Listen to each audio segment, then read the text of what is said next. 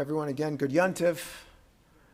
As I mentioned earlier in the pregame, just before we started services, it is so wonderful to be here back in the sanctuary, to be here with all of you who are here in person, and to be here with everyone who is watching on the live stream tonight as we usher in a new year, 5782. Another Rosh Hashanah is upon us. As good as I feel right now, I am not afraid to tell you that over the last 18 months or so, I have felt moments of despair, and I assume many of you have as well. The pandemic has forced us to confront our mortality and our fragile healthcare system. It has isolated us and robbed us of some of our freedom and forced our kids to learn virtually. It is true that there have been benefits, such as increased family time and less commuting, but still, it is a nightmare. COVID is only one challenge that we face. The impact of climate change is manifest in drought, wildfires, hurricanes, floods, and more. Authoritarianism, hatred, and bigotry, including anti-Semitism, are at shocking levels worldwide, and I could go on. Over these holy days, we will discuss Jewish responses to crises, including kindness, or chesed in Hebrew. Chesed has always been a pillar of Judaism. Repeatedly on Yom Kippur, for example, we will recite the 13 attributes of God, where God is described as, quote, extending chesed, or kindness, to the 1000th generation.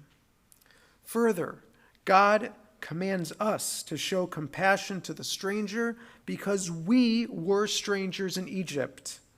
In other words, the persecution we suffered should remind us that no human being should have to suffer.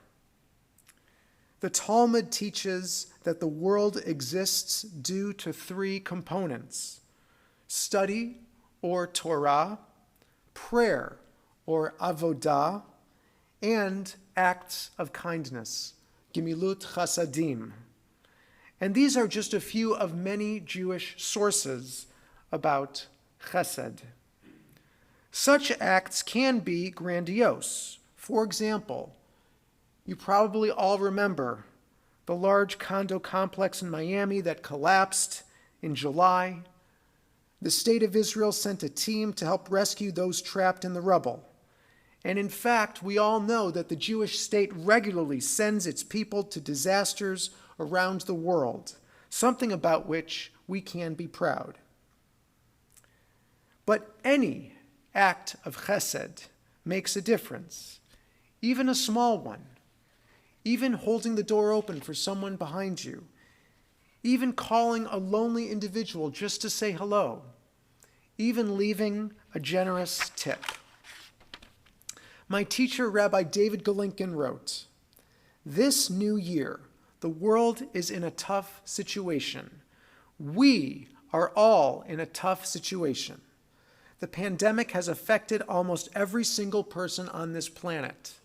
We can sit around complaining or feeling sorry for ourselves, or we can fight the pandemic. And the best way to fight the pandemic is to transmit kindness."